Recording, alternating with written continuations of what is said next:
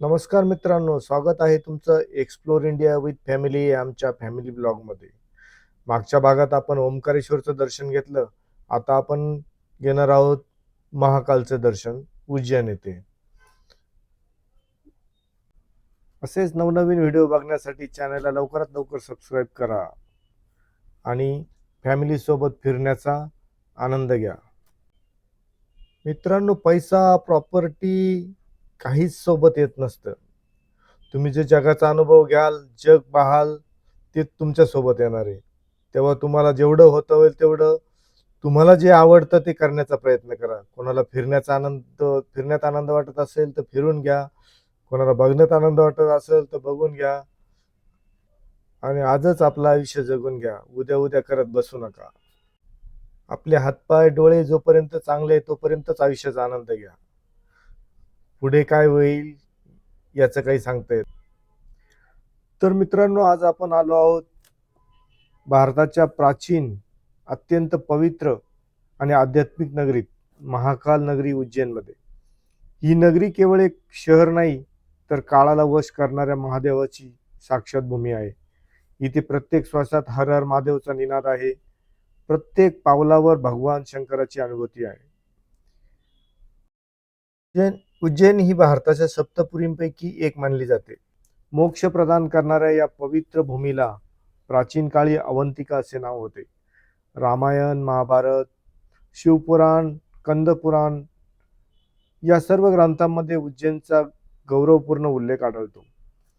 ही ऋषी, मुनी, साधू संत आणि तपस्वींची अतिशय पवित्र भूमी आहे.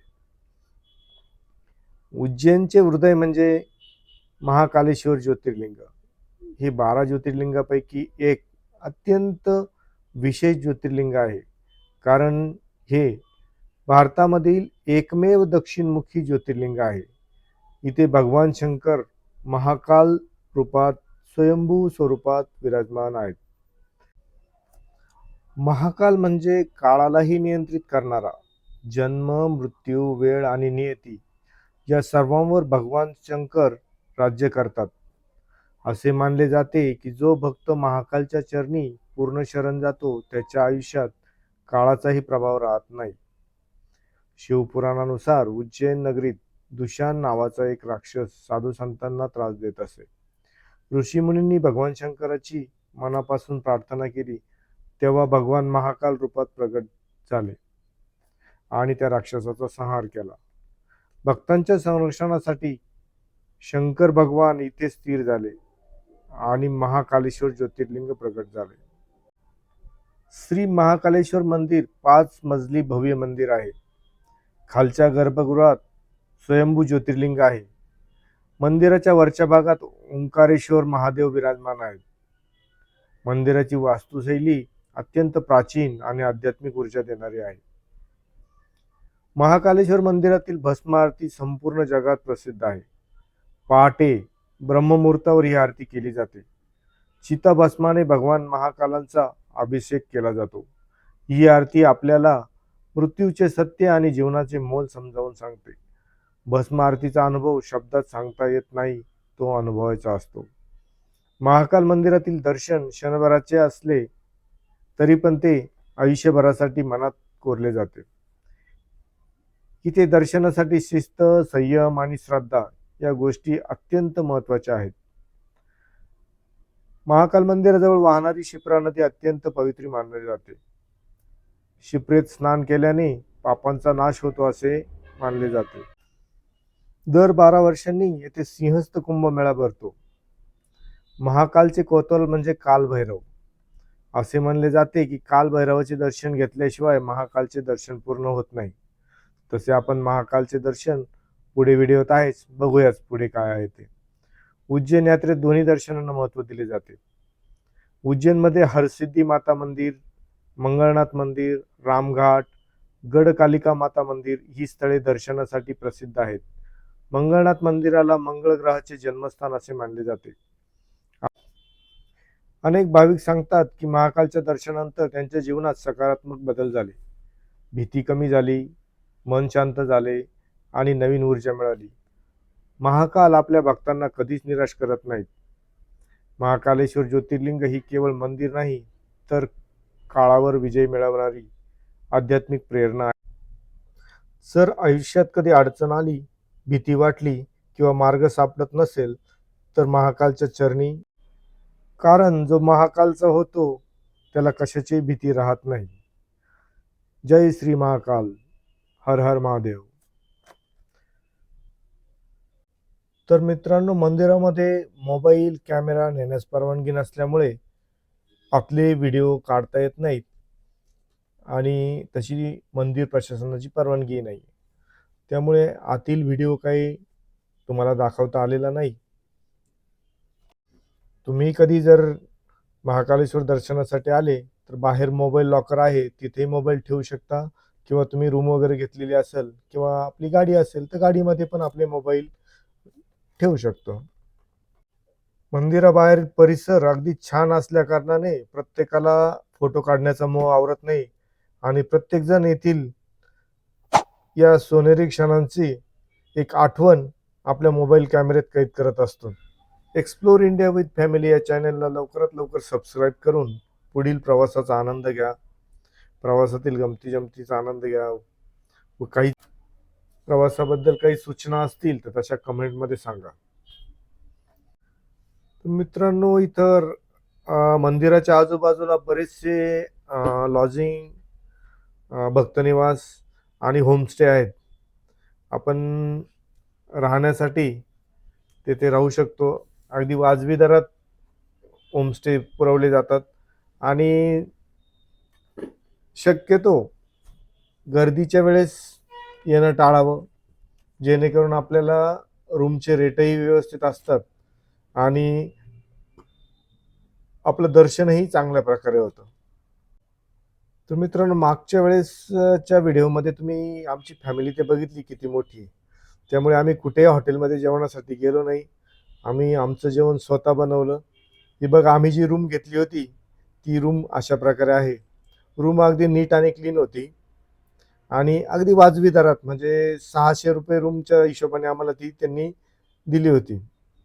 बाथरूमही क्लीन होतं, गरम पाण्यासाठी गिझर वगैरे होतं, अगदी छान व्यवस्था होती. आणि स्वयंपाकासाठी आम्ही तिथेच वरती टेरेसवरती स्वयंपाक बनवण्यासाठी त्यांनी आम्हाला जागाही दिली होती.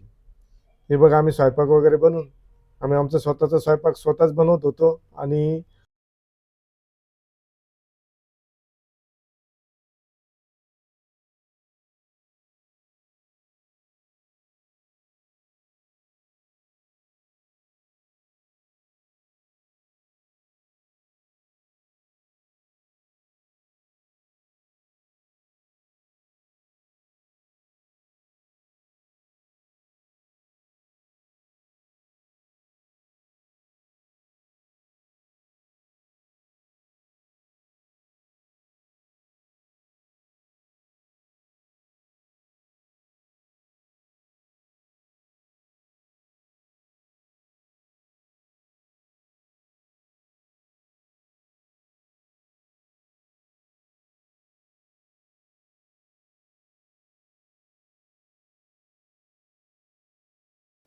तर मित्रांनो, आता येऊन पोहोचलो आहोत महाकाल नगरी उज्जैनमधीलच एक अत्यंत शक्तिशाली, रहस्यमय आणि श्रद्धेने भरलेल्या स्थळी, श्री काल भैरव मंदिरात.